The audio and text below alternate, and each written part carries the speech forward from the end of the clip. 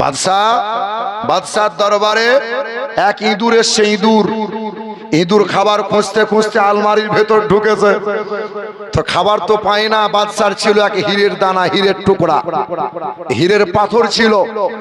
ইঁদুর দেখতে পেয়ে লালসায় পড়ে গেল, ওই হীরের পাথরটা টুক করে গিলে নিল। ইঁদুর হীরের পাথর নিয়ে বড় অহংকারে বেরিয়ে চলে গেল। বাদশা পরের দিন খোঁজাখুঁজি করতে গিয়ে পাথর খুঁজে পাই না। পাথর গেল কোথায়? গ্রামের এক মৌলভী সাহেবকে ডাকা হলো। মৌলভী সাহেব হাত চালিয়ে বলল, এই পাথর কোনো চোর মানুষে লাই নাই, এই তোমার হীরের পাথর নিয়েছে কোনো ইঁদুরে। সেই গ্রামে ছিল এক চাষি, পুরাতন চাষি।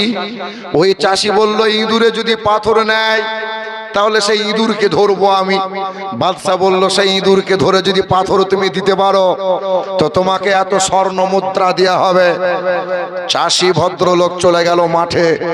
কয়েকশো ইঁদুর নিজের খাবার জন্য ছুটে বেড়াচ্ছে, আর যে মাল হীরের পাথর খেয়েছে সে পাথরের ওপর বসে রাজার হালতে দেখছি পা দুলাচ্ছে। চাষি বলছে এই মাল নিয়েছে। সেই ইঁদুরকে ধরে নিয়ে আসা হলো। ইঁদুরকে ধরে নিয়ে এসে পেট কেটে যখন বার করছে, হ্যাঁ হীরের পাথর বেরিয়ে গেল। তো বাদশা তার পুরস্কার দিল। তো বাদশা জিজ্ঞাসা করছে, চাষি ভাই তুমি কেমনে জানলে যে ইঁদুরটাই হীরের পাথর নিয়েছে? বলে, যারা হঠাৎ সম্পদ আর হঠাৎ ক্ষমতা পায় তার অহংকার একটু উচ্চ শিখরে পৌঁছে যায়। সব ইঁদুরগুলো খাবার জন্য ছুটে বেড়াচ্ছে, আর এ মাল অহংকারে দেখছি পাহাড়ের উপরে বসে পায়ের উপরে পা তুলে পা দোলাচ্ছে।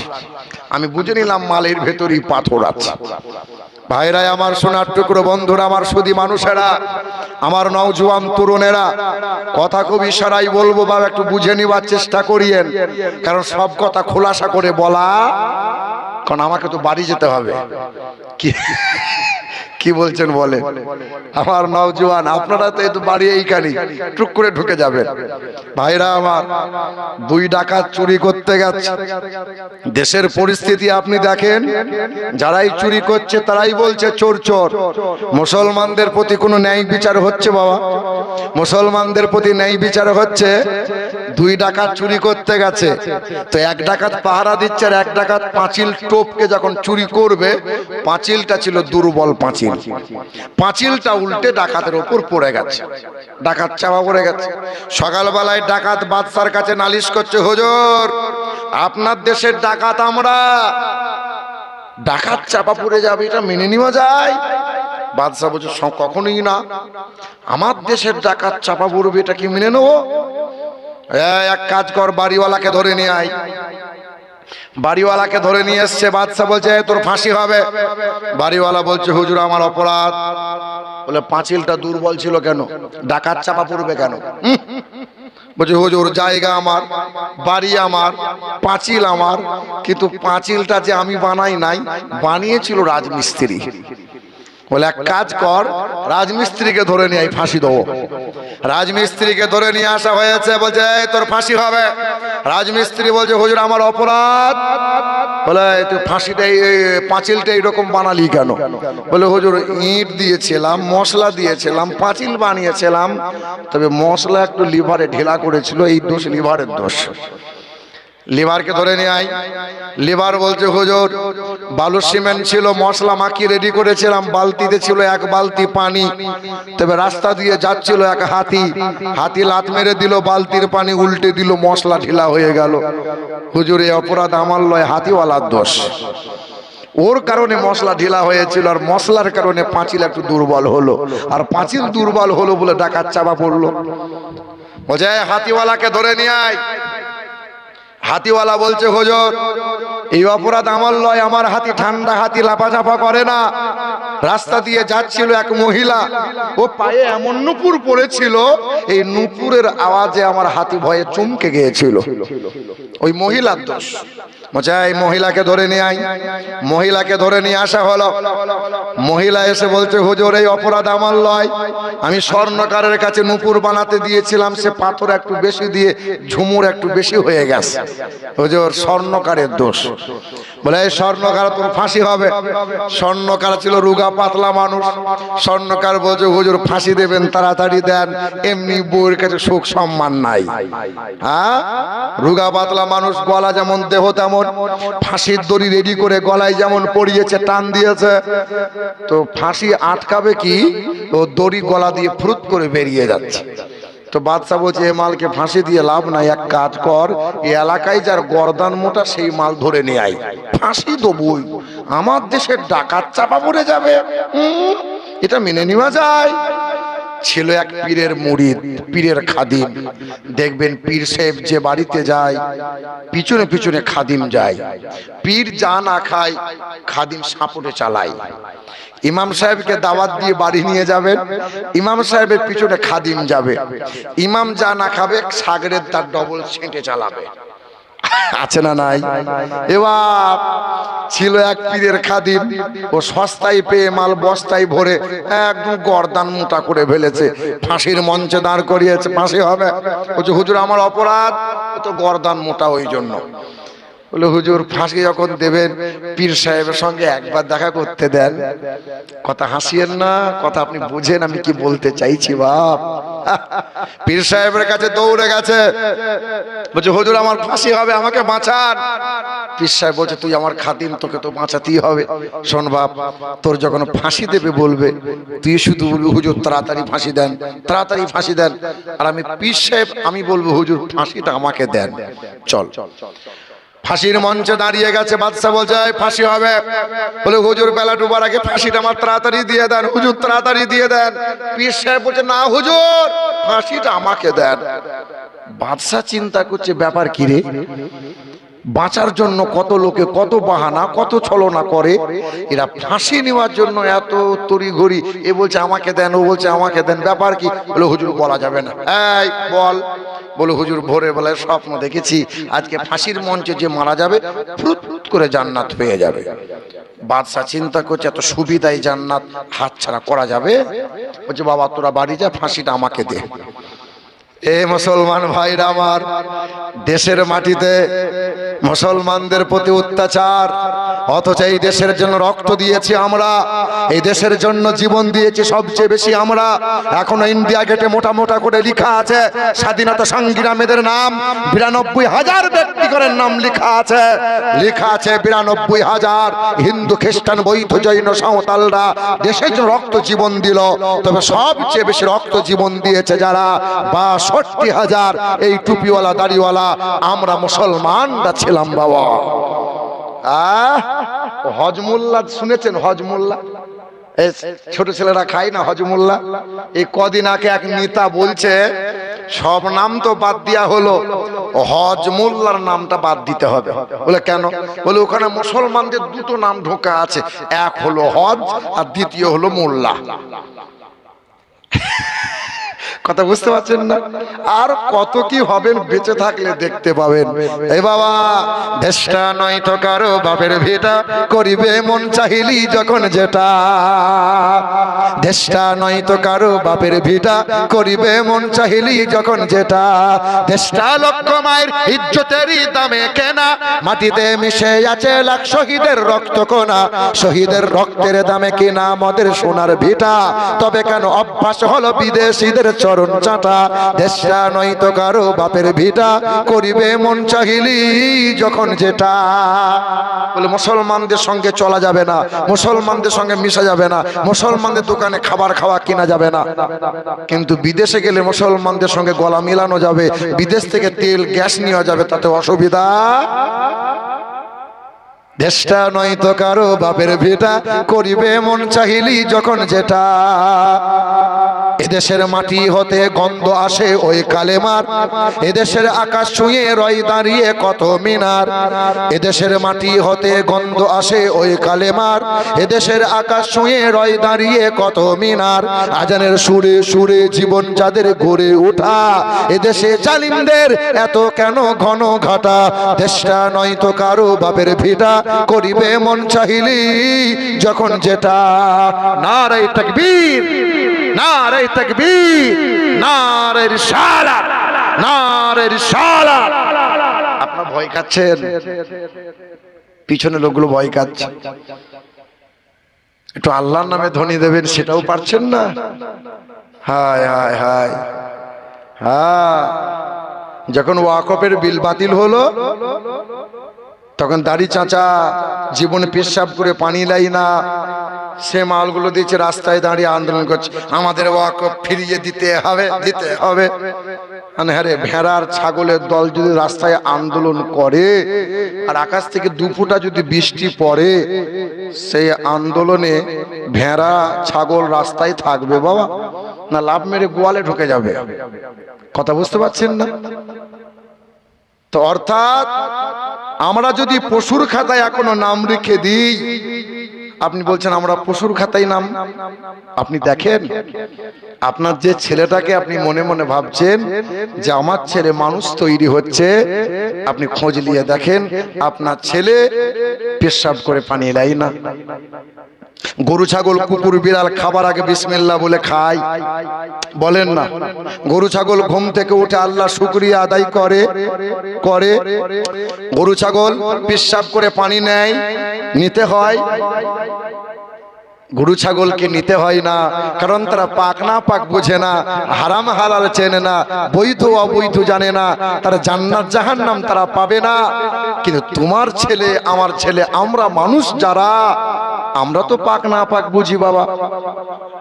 হ্যাঁ, চায়ের দোকানে বসে বসে চাচা বিড়িতে টান মারছে আর বলছে সাংঘাতিক ওয়াজ, উরি বাবা, তেমন সুর তেমন কণ্ঠ, আর যা ওয়াজ করে গেল, কেঁদে কেঁদে বুক ভাসিয়ে দিল। আহা, নবী দয়ার নবী হাউজের কাউসারের পানি পিলিয়ে দেবে, ফুরুত করে জান্নাত পাওয়া যাবে। হ্যাঁ হ্যাঁ, বিড়িতে টান মারতে মারতে জান্নাত পাওয়া যায়, এটা ভেবে নিয়েছো বাপ? জান্নাত চাচার শ্বশুর ঘর, জান্নাত কি নানির বাড়ি? না, ভাবিয়েন না। মুসলমান ভাইরাই আমার, হায়াতের মালিক যিনি, মৌতের মালিক তিনি, আনন্দ নিরানন্দের মালিক তিনি, জান্নাত ও জাহান্নামের মালিক তিনি, সর্ব জায়গার সর্বক্ষণের মালিক এক আল্লাহ। ইয়াখলুকু মা ইয়াশা ইয়াহাবু লিমান ইয়াশা ইনাসা ইয়াহাবু লিমান ইয়াশা উযকুর। আমি এক আল্লাহর ইবাদত করো, আমি রব, আসমানের রব আমি আল্লাহ, জমিনের রব আমি আল্লাহ, সর্ব জায়গার সর্বক্ষণের মালিক এক আল্লাহ। তবে পৃথিবীতে ধর্ম আছে কম বেশি ৩,৫০০। কতগুলো ধর্ম আছে বাপ? হ্যাঁ, ইহুদিরা বিশ্বাস করে আল্লাহ হলো 2টা। আল্লাহ কটা? বলেন না, আল্লাহ কটা? ইহুদিরা বিশ্বাস করে কয় আল্লাহ? কোরআনে আল্লাহ জানাইলেন আসমানের মালিক জমিনের মালিক। ইহুদিরা বিশ্বাস করে 2 আল্লাহ। ওয়াকালাতিল ইয়াহুদ উযাইর ইবনুল্লাহ। ইহুদিরা বিশ্বাস করে এক মালিক আল্লাহ, তবে আর একটা মালিক হলো আল্লাহর বেটা, নাম তার উযাইর। জোরে বলো সুবহানাল্লাহ। না বাপ, এখানে নাউজুবিল্লাহ বলতে হবে। সব জায়গায় সুবহানাল্লাহ বলিয়েন না। সুবহানাল্লাহ বলা ভালো, কিন্তু সব জায়গায় বলা, কাঁদবেন দোয়া করার সময়, কাঁদবেন, কাঁদা ভালো, কিন্তু বিয়ে করতে গিয়ে জামাই যদি শ্বশুরে গলা ধরে কাঁদে, ও কাঁদন ভালো হবে বাবা? দেখেননি আগেকার মেয়েরা বিয়ে হওয়ার পরে কাঁদতো না? একবার বাপের গলা ধরে, একবার মায়ের গলা ধরে, একবার ভাইয়ের গলা, কেঁদে বুক ভাসিয়ে দিয়ে। এখনকার মেয়েরা কাঁদে? এখনকার মেয়েরা কাঁদে? কাঁদবে কি করে? সব তো মোবাইলে সেটিং হয়ে আছে। এ বিয়ে করতে এসছে, মেয়ে ফোন করে বলছে তুমি বিয়ে করতে এসছো, তুমি তো জানো না, তুমি তো একবারই বিয়ে করছো, তুমি যেন মসজিদে নামাজ পড়িও। জীবনে নামাজ পড়ে না ও। জিজ্ঞেস করছে ভাই মসজিদটা কোন দিকে? বলে ওই দেখো। ছুটে গিয়ে উত্তর দিকে মুখ করে আল্লাহু আকবার। কি ব্যাপার? বল 1.5 রাকাত চালিয়ে দিলাম নামাজ। বিয়ের পিড়িতে বসেছে, মৌলবি হায়ার করে চলে এসছে, ইমামে আজম, তখন বিয়েটা পড়িয়ে দিয়েছে, বুঝলেন? চাচা খোঁচা মেরে বলছে বাপ সালামটা দে। আসসালামু আলাইকুম। শাশুড়ি তখন উঁকি মেরে দেখে সাংঘাতিক জামাই, যেমন পাঞ্জাবি তেমন টুপি তেমন সালামের বাহার, এ নিশ্চয়ই আল্লাহর ওলি। 3 দিন পর যখন শ্বশুর বাড়ি বেড়াতে এসছে, শাশুড়ি জিজ্ঞাসা করছে, হ্যাঁ আমার জামাই কই? বলে ওই দেখো আন্ডার প্যান্ট পরে ঘুরে বেড়াচ্ছে।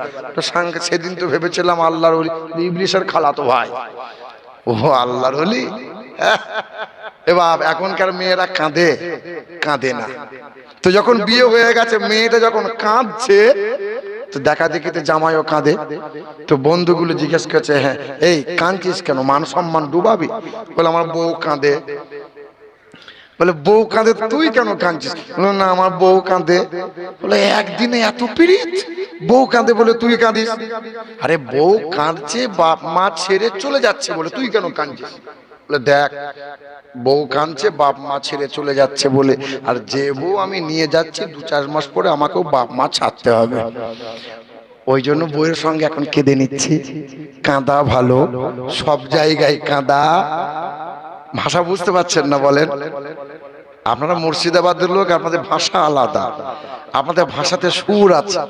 আমার বর্ধমান ভাষা খুব কড়া ভাষা। এখানকার লোক যখন আমাদের বর্ধমান জেলায় যায়, তা আমরা বলি ভাই একটু ভাটারি সুরে গান শুনিয়ে দেন তো। আর সাংঘাতিক সুর, বুঝলেন? এবার কথা বোঝার চেষ্টা করেন। তাহলে সব জায়গায় সুবহানাল্লাহ বলা যাবে? সারা জীবন ওয়াজ হলো, খোদা বক্স মোল্লা বক্স ওয়াজ করে চলে গেল, কবরডাঙ্গায় শুয়ে রইল। ইমাম সাহেবরা তো ওয়াজ করে জুম্মার দিনে ফাটিয়ে দিল। কি বলছেন বলেন? এখনো যদি আপনাকে বলাতে হয়, জোরে বলো, জোরে বলো সুবহানাল্লাহ। একটু পাম দিয়ে আর কতদিন চলবে বাবা? হ্যাঁ, যতদিন দেখবেন মৌলবীরা পাম দিয়ে সুবহানাল্লাহ বলাচ্ছে, ততদিন এই জাতি মার খাচ্ছে। দেখবেন আপনি হাতে কলমে, কারণ কোরআন বলছে যে ওয়াকাযালিকা নুওয়াল্লি বাযাল যালিমিনা বিমা কানু ইয়াকসিবুন। আমি আল্লাহর হুকুম যখন মানবি না, নবীর তরিকা যখন পছন্দ তুই করবি না, সব জায়গায় মার খাবি, লাঞ্ছিত হবি, অপমানিত অসম্মান হবি, পায়ের নিচে মাটি তোর থাকবে না। আমি মহান মালিকের ঘোষণা, মা আতাকুমুর রাসূলু ফাকুযুহু ওয়া মা নাহাকুম আনহু ফান্তাহু। আমার নবীর তরিকা মেনে নে, আমার নবী যা দিয়েছে তা গ্রহণ করে নে, নবী যা ছাড়তে বলে তা থেকে নিজেকে দূরে সরিয়ে নে। ওয়াত্তাকুল্লাহ, এক আল্লাহকে ভয় করে নে, সব জায়গায় কামিয়াবি পাবি। মাথা উঁচু করে বাঁচবি রে বান্দা, কেউ তারে মারতে পারবে না, কেউ তারে বেইজ্জতি করতে পারবে না, কেউ তোমারে কষ্ট দিতে পারবে না। সংসারে শান্তি পাবে, দুনিয়াতে শান্তি পাবে, মাথা উঁচু করে বাঁচবে, পরকালে হাসতে হাসতে জান্নাতি হবে। যখন আমার নবীর তরিকা পছন্দ হবে না, মাথায় টুপি দিতে ভালো লাগবে না, গালে দাড়ি দিতে লম্বা দাড়ি রাখতে ভালো লাগবে না, নবীর পোশাক পরতে ভালো লাগবে না, নামাজ পড়তে ভালো লাগবে না, আল্লাহ বলতে ভালো লাগবে না, নবীর তরিকায় চলতে ভালো লাগবে না, সুদ থেকে নিজেকে বাঁচাতে যখন পারবি না, আর জমির আল কাটা থেকে যখন নিজেকে দূরে রাখতে পারবি না, সব জায়গায় মার খেতে হবে, বেঈমানের হাতে ক্ষমতা যাবে, মুসলমান লাঞ্ছিত হবে। কি বলছেন হুজুর? হে মুসলমান ভাইরা আমার, হে নওজোয়ান তরুণেরা, যুবকেরা, বলেন তো ইহুদিরা বিশ্বাস করে কয় আল্লাহ? আর একটা ধর্ম আছে খ্রিস্টান, খ্রিস্টান ধর্মের মানুষ যারা, এরা বিশ্বাস করে মালিক হলো 3টা। কটা মালিক? কোরআনে আল্লাহ জানাইলেন ওয়াকাল মাসীহ ইয়া ঈসা ইবনে মারইয়াম, এক মালিক আল্লাহ। আল্লাহর একটা বিবি আছে, নাম তার মারিয়াম। আল্লাহর একটা ছেলে আছে, নাম তার ঈসা। মালিক হলো 3 জনা। জোরে বলেন। তবে আর একটা ধর্ম আছে সনাতন ধর্মের মানুষ যারা, এরা বিশ্বাস করে আর একটু আলাদা। এদের বিশ্বাস হলো লোহা লক্করের মালিক বিশ্বকর্মা, সূর্যের মালিক সূর্যদেব, আকাশের মালিক ব্রহ্মা, জমিনের মালিক বিষ্ণু, ছেলে মেয়ে দেবে শিব দুর্গা, বিদ্যার মালিক সরস্বতী, রুজির মালিক লক্ষ্মী। হে মুসলমান, তবে জ্ঞানী যারা, পণ্ডিত যারা, তারা বিশ্বাস করে মালিক এক, বেদে লেখা আছে এক মালিকের কথা, না তৃতীয়ামা না তৃতীয়ামা চতুর্থা না পঞ্চুতে, তিনি দুইটা তিনটা চারটা হবেন না। ও নম ব্রহ্মাণ্ড প্রভাসিত নম কল্যাণ শান্তি যুগে যুগে নমোহা, তিনি আকাশ জমিনের মালিক, হায়াত মৌতের মালিক, তিনি বিশ্ব ব্রহ্মাণ্ডের মালিক। তার ইচ্ছার বাইরে গাছের পাতা নড়ে না, সবার মৃত্যু হবে, তার কখনো মৃত্যু হবে না। তার কেউ জন্ম দেয় নাই, তিনি কখনো জন্ম নেয় নাই, তিনি তার কোনো সন্তান নাই, তিনি কখনো জন্ম নেয় নাই, খায় না, তিনি ঘুমান না। এক আল্লাহ আদামু নামে রহিমা, আল্লাহ জ্যেষ্ঠাং ষষ্ঠাং পুরনাং পন্নাং, তিনি আল্লাহ, তিনি জ্যেষ্ঠ, তিনি ষষ্ঠ, তিনি মহান প্রতিপালক, এক দ্বিতীয় লা শারীকা লা, আল্লাহু আল্লাহ। আসমানের রব এক আল্লাহ, জমিনের রব আল্লাহ, রহমত সর্ব জায়গার সর্বক্ষণের মালিক এক আল্লাহ। তবে আসমানের রহমত হলো রাসূলুল্লাহ, জমিনের রহমত হলো রাসূলুল্লাহ, আখিরাতের রহমত হলো রাসূলুল্লাহ, সর্ব জায়গার সর্বক্ষণের রহমত হলো রাসূলুল্লাহ। এক আল্লাহ ছেড়ে দিল যারা, নবীর রাস্তা থেকে দূরে গেল তারা, পৃথিবীর জমিনে লাঞ্ছিত অপমানিত তারা। এ মুসলমান ভাইরা আমার, ধৈর্য ধরেন, সবুর করেন, তাড়াহুড়ো করিয়েন না, খুব তাড়াতাড়ি রেজাল্ট পাবেন, এটা আল্লাহ পাকের কুদরত, নিশ্চয়ই পাবেন। হে মুসলমান, মরিচ বুকাইলি বলে এক বেঈমান ছিল, বিখ্যাত পণ্ডিত মানুষ ছিল, বাইবেলে ভুল ধরেছিল, চান্দাবাস্তায় ভুল ধরেছিল, চ্যালেঞ্জ ছুড়েছিল, মুসলমানদের কোরআন মুছে দেব, মুসলমানদের নাম নিশানা মুছে দেব। মুসলমানরা গর্ব করে কোরআন নিয়ে। মরিচ বুকাইলি খ্রিস্টান ধর্মের অনুসারী, আরবি ভাষায় দক্ষত হলো, কোরআন পড়া শুরু করে দিল। ওই মরিচ বুকাইলি কোরআনের ভুল ধরতে গিয়ে, কোরআনকে মুছে দিতে গিয়ে নিজেই মুছে গেল, কালেমা পড়ে মুসলমান হয়ে গেল। এ মুসলমান নওজোয়ান তরুণেরা, এই তো বাংলাদেশে পাবনা জেলায় বাড়ি, বাবাটার নাম শশীকান্ত ভট্টাচার্য, ছেলেটার নাম সুশান্ত ভট্টাচার্য। ঢাকা বিশ্ববিদ্যালয় থেকে ডবল এম এ করে নিল। বাবা ব্রাহ্মণ ছিল, ছেলেটা যজ্ঞ করে গলায় পইতে ঝুলাইল। সন্ধ্যাবেলায় বেদ রামায়ণ মহাভারত পড়ে, তার মনে মনে চিন্তা হলো মুসলিমদের প্রতি বিদ্বেষ এসে গেল, মুসলমানদের কোরআনে ভুল ধরব। মুসলমানরা আজান দেয়, কানে সঙ্গে সঙ্গে আঙ্গুল গুজে দেয়, না না, আজানে আমাদের বড় ডিস্টার্ব হয়। তাই তো মুসলমানদের টাইট করতে গিয়ে বলে মুসলমানদের আজানের সাউন্ড কমাতে হবে, আমাদের ঘুমের বড় অসুবিধা হয়। আরে 20 বছর আগে হিন্দু বলো, মুসলমান, সাঁওতাল, আদিবাসী বলো, সামনে মাধ্যমিক পরীক্ষা ছিল, হিন্দু ঘরের ছেলেটা ভোরের বেলায় আজান শুনে পড়তে উঠেছিল। মা, ভোরে আজান শুনতে পেলাম, তাই তো ঘুম ভেঙে গেলাম, লেখাপড়ার জন্য প্রস্তুতি নিলাম। আরে মাঠে গিয়েছিল, কেউ তো হাতে ঘড়ি নিয়ে যায় নাই, তখন তো মোবাইলের যুগ ছিল না। আজান হয়েছিল, কাজের ছুটি নিয়ে হিন্দু খ্রিস্টান আদিবাসীরা বাড়ি ফিরে এলো। আজ বলছে আজানে বড় শব্দ দূষণ হয়। ওই তো বাংলাদেশের ছেলে আজান হলে পরে এখানে আঙ্গুল দিত, তবে সন্ধ্যাবেলায় বেদ রামায়ণ মহাভারত পড়তে শুরু করলো।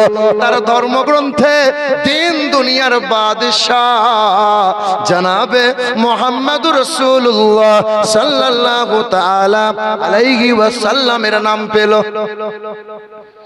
জি হ্যাঁ, সন্ধ্যাবেলায় বেদ রামায়ণ পড়ে, সকাল থেকে সন্ধ্যা পর্যন্ত পূজা অর্চনা করে। ওই মুসলিম ঘরের ছেলেটা বাবাকে বললো, বাবা তুমি যদি আমাকে অনুমতি দাও, ইসলাম ধর্মের মহাগ্রন্থ আল কোরআনটা আমি পড়তে চাই। বলে খোকা, বাইবেল পড়, রামায়ণ পড়, জান্দাবাস্তা পড়, কিন্তু কোরআন পড়িস না। দেখবেন আজীবন মুসলমানদের প্রতি একটা হিংসা ভাব সবার আছে, সবার আছে। আজ দেখবেন ভারতের জমিনে কত গির্জা আছে, কত মন্দির আছে, পাঠশালা আছে, কারো কোনো সমস্যা নাই। কিন্তু মসজিদগুলো নিয়ে, মাদ্রাসাগুলো নিয়ে এক শ্রেণীর বড্ড জ্বলন হয়। দেশের মাটিতে কত বিদ্যালয় আছে, কারো সমস্যা নাই, কিন্তু মাদ্রাসাগুলোই নাকি সন্ত্রাসী তৈরি হয়। হ্যাঁ, রাত ভোর কীর্তন হয়। আমরাও চাই তাদের ধর্ম তারা পালন করুক, কিন্তু আমাদের আজান নিয়ে কেন বাবা এত অসুবিধা হয়? ভাইরাই আমার, ন্যাংটা সাধু ঘুরে ঘুরে বেড়ায়, কোনোদিন আমরা প্রতিবাদ করি না। তাদের ধর্মে আছে, তারা করুক, তার ধর্ম তার কাছে ভালো, আমার ধর্ম আমার কাছে রাখো। কিন্তু দাড়িওয়ালা টুপিওয়ালা দেখলে কেন এত সমস্যা হয় বাবা? আমরা তো প্রতিটা ধর্মকে সম্মান দিই, বলেন। অমুসলিম ছেলে বাবার কাছে বারবার অনুমতি নেয়, দৌড়ে যায় ইমামের কাছে হাজির হয়। ছেলেটা আলিফ বা তা শুরু করে দেয়। কয়েক মাসের ভিতরে ছেলেটা কোরআন পড়া শিখে নেয়। মন হয় এবার মসজিদে যায়, কিন্তু চান্স হয় না। মসজিদের সামনে গিয়ে দাঁড়াইয়ে রয়।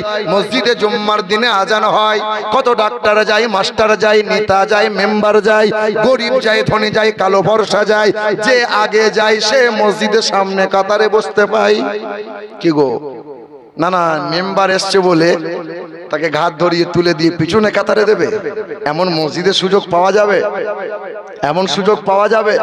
কিন্তু কয়েক বছর ধরে দেখছিলাম ছাগলের রাখাল যে, তাকে দেখছি শিক্ষিত লোকরা সেলুট করছে। এক কলম বিদ্যা লেখাপড়া জানে না, সে সমাজের নেতা হয়েছে।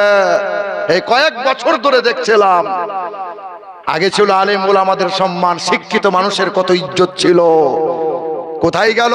সব শেষ, সব শেষ। মূর্খরা নেতা হলো, লুটে পুটে সব সম্পদ গুছিয়ে নিল। যে হ্যাঁ বন্ধু আমার, সোনার টুকরো বাপ, আমার নওজোয়ান তরুণেরা, খোদার ঘর মসজিদে নেতাগিরি চলবে না, খোদার ঘর মসজিদে মেম্বারগিরি চলবে না, সেখানে গিয়ে কেউ ডাক্তার কে মাস্টার ডিগ্রি চলবে না। পৃথিবীতে দুনিয়াদারি করতে গেলে ডিগ্রি চলে, উপাধি চলে। কবরে গিয়ে যদি ডিগ্রি দেখাও, ফেরেশতা যখন হাজির হবে সেদিন হাফেজ সাহেব বলবে আমি বড় হুজুর, তখন ফেরেশতা ভয়ে পালিয়ে যাবে। কি মনে হয় আপনাদের? জান কবুজের সময় যখন মালাকুল মউত ফেরেশতা আসবে, তখন আপনাদের এলাকার বড় মুফতি সাহেব আমি বড় মুফতি, মালাকুল মউত ফেরেশতা বলে সাংঘাতিক ব্যাপার, তাহলে জান কবুজ করা যাবে না, চবারি চ। ভয় পাবে। বলেন ডিগ্রিতে আর কাজ হবে না। বা সেদিন কলকাতা এয়ারপোর্টে, ত্রিপুরা থেকে আসছিলাম, কলকাতা এয়ারপোর্টে দাঁড়িয়ে আছে দু চারটে যুবক ছেলে, বলছে হুজুর দাঁড়ান তো সেলফি নেবো। এইরকম মোবাইল নিয়ে ছবি তুলছে। তাই বললাম আমাকে নিয়ে কটা ছবি হলো বাবা? বলছে 230টা ছবি আছে এরকম হুজুরদের ছবি। আমি এত ছবি রেখে কি লাভ? বলছে যখন কবরে যাব এই মোবাইল খুলে ফেরেশতাকে দেখিয়ে দেবো, ফেরেশতা ভয় পেয়ে যাবে, ফুরুত করে জান্নাত পেয়ে যাব। আর যে মালের ছবি তুলছিস সেই মাল তো পাকড়াও হয়ে যাবে। আপনাদের কি মনে হয়? না না, ডিগ্রিতে কাজ হবে না। খোদার ঘর মসজিদে তবে কিছু কিছু মানুষকে দেখতে পাওয়া যায় আজীবন নামাজ পড়ে, ফ্যানের তলা না হলে মসজিদে বসবে না, হেলান না হলে চাচার জুতো হয় না, গোটা গ্রাম ঘেটে দেয়, ছেঁটে দেয়, ঘুম হয় না। ইমাম যখন খুতবা পড়ে ঘাড় কাত করে মাল নাক ডাকে। দেখেননি ইমাম সাহেব খুতবা বলছে আলহামদুলিল্লাহ নাহমাদুহু ওয়া নাস্তাইনুহু, চাচা তখন ঘোড়াত ঘোড়াত করে নাক ডাকছে। চাচা ঘুমাচ্ছেন? না। কই? ও মাল মুখ দিয়ে লাল ঝরে দাড়ি ভিজে গেছে। চাচা ঘুমাচ্ছেন? কই না তো। কখন যে হারামটা গড়িয়ে গেল লালা। দেখবেন আবার চাচা করেছে কি, 1 টাকার কয়েন 2 টাকার কয়েন মসজিদে নিয়ে গেছে, জুম্মার দিনে সামনে দিয়ে কোটো যায় না। চাচা আমার 1 টাকার কয়েন ঝড়াম করে দেয়, উপর থেকে চিন্তা করছে কি ব্যাপার, বাজ পড়লো নাকি। বলছে গোটা মসজিদের লোক দেখ, আমি 2 টাকা দিলাম, আল্লাহ 2 টাকা দিলাম তোমাকে, আল্লাহ 2 টাকা তোর নাতিকে দিলে তোর নাতি লেয় না, 2 টাকা ভিখারিকে দিলে ভিক দেয়, ভিক্ষুক লেয় না। হাওড়া স্টেশনে হিজড়া হাত পেতেছে, 5 টাকার কয়েন দিয়েছে, তো হিজড়া 5 টাকার কয়েনটা ফিরিয়ে দিয়ে বলছে আপনি নিয়ে যান, চা খাবেন। হিজড়া 5 টাকা লেয় না, আরে 2 টাকার কয়েন নিয়ে গিয়ে ঝম করে কোটোতে ফেলছে, আল্লাহ তোমাকে দিলাম আল্লাহ, জান্নাত দিও। বলছে আয় তোকে ছিলে দেবো, তুই আয় একবার। বলেন বলেন, একটু মনে হলো না? 1 টাকার কয়েনে 2 টাকার কয়েনে চা হয় না। ও জুম্মার দিনে বেচে বেচে 1 টাকার কয়েন, যে মালটা বাজারে চলে না, ওই মালটা পকেটে করে মসজিদে নিয়ে গেছে আল্লাহকে খুশি করাবে। মুসলমান রাগ করছেন নাকি? আপনারা রাগ করছেন? এ মুসলমান ভাইরা আমার, ও মুসলিম ঘরের ছেলে, মসজিদের সামনে দাঁড়াইয়ে রয়, জুম্মার দিনে নামাজ হয়, কত আলেম ওলামা বেরোয়, মেম্বার নেতা যায়, মসজিদে নামাজ পড়ে কোনো ভেদাভেদ জাতপাতের বিচার চলে। আমার অমুসলিম ভাইদের মধ্যে পাওয়া যায় নিচু জাত যারা পূজা করতে পারে না, তারা নিচু জাত যারা মন্দিরে পা রাখতে পারে না, তারা ওই অমুসলিম ঘরের ছেলে সুশান্ত ভট্টাচার্য তার নাম, বাবার নাম শশীকান্ত ভট্টাচার্য। ছেলেটা মসজিদের সামনে তাকিয়ে দেখে এত সুন্দর ধর্ম, কালো পরশার বিচার হয় না, জাতপাতের বিচার চলে না, কা ভেদাভেদ চলে না, কে আরবি কে বিহারি কে বাঙালি কে গুজরাটি, না না চলে না। ওই মানুষটা বাড়ি চলে গেল, আর বাড়ি গিয়ে বাবাকে বলল, বাবা আমার মন চায় কালেমা পড়ে মুসলমান হয়। বলে এখানে ঠাঁই নাই, সাবধানে। ছেলেটা রাতের বেলায় চলে এলো, বাবার কথা মানে না, মায়ের কথা শোনে না, ভাইদের কথা জানে না, সবাইকে ফেলে দিল, কালেমা বুকে তুলে নিল, কোরআনকে আঁকড়ে ধরে নিল, বাবার সামনে দাঁড়াইল, বাবা কোরআনটা ছিনিয়ে নিয়ে ফেলতে গেল, কোরআন লাভ মেরে বুকে আঁকড়ে ধরে নিল। বাবা সব ছাড়তে রাজি, কোরআন ছাড়তে রাজি না। হে মুসলমান নওজোয়ান তরুণেরা, ওই নওজোয়ান যুবকটাকে ঘর থেকে বার করে দিল। ছেলেটা কোরআন বুকে নিয়ে বেরিয়ে গেল, কালেমা পড়ে মুসলমান হলো। নাম তার সুশান্ত ছিল, নাম পাল্টে নাম রেখে দিল শহীদুল ইসলাম। আর মাথায় টুপি রাখলো, সুন্নতি পোশাক পরে নিল, 5 ওয়াক্তের নামাজি হয়ে গেল। হে নওজোয়ান তরুণেরা, আমি কেচ্চা শোনাতে আসি নাই। তোমার বাপ মুসলমান, তোমার দাদু মুসলমান, বংশ পরম্পরা মুসলমান। 18 বছর হয়ে গেল, 22 বছর হয়ে গেল, 26 বছর হয়ে গেল, 365 দিনে একদিনও মনে হলো না ফজরের নামাজ পড়ি। একদিনও ফজরের নামাজ পড়ে না, অথচ 3 বেলা খাবার খাই, রাতে ঘুমাই, তার বিবাহ হয়েছে, বউ বাচ্চা হয়েছে, জৈন মিলন হয়, বাচ্চা কাচ্চাও হয়, রুজি রোজগারও করে, অসুবিধা নাই। বাপও কোনোদিন প্রশ্ন করে না, এই নামাজ কেন পড়িস না? বলো, আরে কুত্তার জীবন, কুত্তা কুত্তা এবং নফরমান বেঈমান যারা, তারাও সূর্যের আলো পায়, তারাও খাবার খেতে পায়, তারাও আল্লাহর দেওয়া অক্সিজেন পায়, তারাও রাতে ঘুমায়, জৈন মিলন হয়। কুত্তারও জৈন মিলন হয়, জৈন মিলন না হলে বাচ্চা কেমনে হয়? তাহলে জৈন মিলন, খাওয়া দাওয়া, ঘুমানো, এর নাম জীবন? জিবালা আওতাদা, যে মালিক বলে আমি আল্লাহ বড় বড় পর্বতমালা দিয়ে খুঁটো গাললাম, জমিন যাতে নাড়াচাড়া করে না। ওয়া খালাকনাকুম আজওয়াজা, আমি আল্লাহ তোমারে নিয়ামত দিলাম, তোমার বিবি, আমি আল্লাহ তোমারে জোড়া জোড়া বানাইলাম। ওয়া জাআলনাল লাইলা লিবাসা, আমি আল্লাহ রাত্রিকে আরামদায়ক পর্দা করলাম। ওয়া জাআলনান নাহারা মাশা, আমি আল্লাহ পাক কত নিয়ামত দিয়েছি রে বান্দা, একবার চিন্তা করলে না? জমিনকে আমি আল্লাহ যদি তরল বানিয়ে দিতাম, তোমাদের বালাখানা বিল্ডিং করতে পারতে না, ফসল উৎপন্ন হতো না। আমি আল্লাহ যদি পাথরের মতো শক্ত করে দিতাম, তাতেও তোমাদের সমস্যা, ফসল হতো না। আমি আল্লাহ এত কিছু নিয়ামত দিলাম রে বান্দা, তারপরেও একবার মন গেল না আমাকে সিজদা করতে? এ মুসলমান নওজোয়ান তরুণেরা, এ আব্বাজান ভাইজানেরা, পৃথিবীর জমিনে অনেকেই চেয়েছিল কোরআন মুছে দেবো, অনেকেই চেয়েছিল ইসলামটা মুছে দেবো, অনেকেই চেয়েছিল ইসলাম পৃথিবী থেকে সরিয়ে দেবো। আবরাহা জালিম বাদশাহ কাবা ঘর ভাঙতে গেল, 1000 সৈন্য সিপাহী নিয়ে গেল, কাবা ঘরের সামনে দাঁড়িয়ে গেল, কাবা ঘর ভেঙে দেবে। আল্লাহর দরবারে আব্দুল মুত্তালিব হাত তুলে দিল, দয়ার মালিক আল্লাহ, তোমার ঘরকে তুমি হেফাজত করো আল্লাহ। আল্লাহ পাকের ঘোষণা, ঝাঁক ঝাঁক আবাবিল পাখি, তোরা জানো হুকুমের অমান্য করবি না। জালিম আবরাহা হস্ত সৈন্য সিপাহী নিয়েছে, কাবা ঘর ভেঙে দেবে। আল্লাহর হুকুম হলো ঝাঁক পাখি জমিন থেকে কাঁকর মুখে তুলে নিল।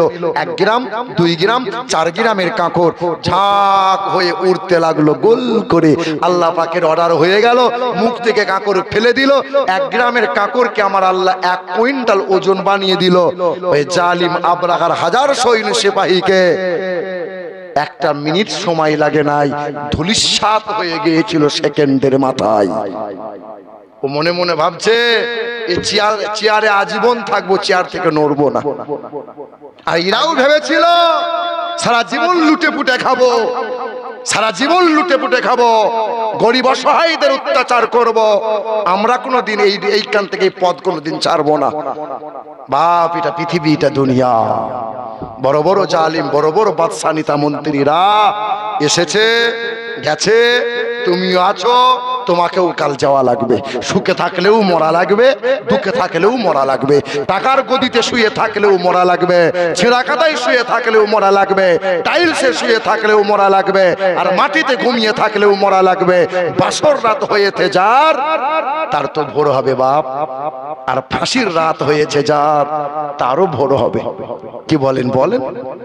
ছেলে মানুষ যারা, তাদেরও মরণ হবে। যুবক যারা, তাদেরও মরণ হবে। মুরব্বী যারা, আরে মরণ তো হবেই রে বাপ। কিন্তু এতটুকু তো বিচার করলে না। একটা আলেম উলামা দাড়ি কাটতে কষ্ট পায়, আর আমি দাড়ি চাঁচতে পরে আমার খুব ভালো লাগে। কেন এমন হলো? এ মুসলমান নওজোয়ান, একটু ভাবো। তুমিও 3 বেলা খাবার খাও, আমরাও খাবার খাই। তুমিও বড় মোবাইল চালাও, আমরা মোবাইল চালাই। তোমরা বাথরুম যাও, আমরা বাথরুম যাই। তবে তোমার আমার মধ্যে তফাৎটা দেখো। তুমি মাথায় টুপি দিতে লজ্জা করো, আর আমার মাথায় টুপি না দিলে আমার বড় লজ্জা লাগে। তোমার দাড়ি চাঁচতে তোমার ভালো লাগে, আমার দাড়ি চাঁচার কথা ভাবলে বড় ভয় লাগে। তোমার লম্বা পোশাক পরতে তোমার বড় শরম লাগে, আর আমার লম্বা পোশাকটা না পরলে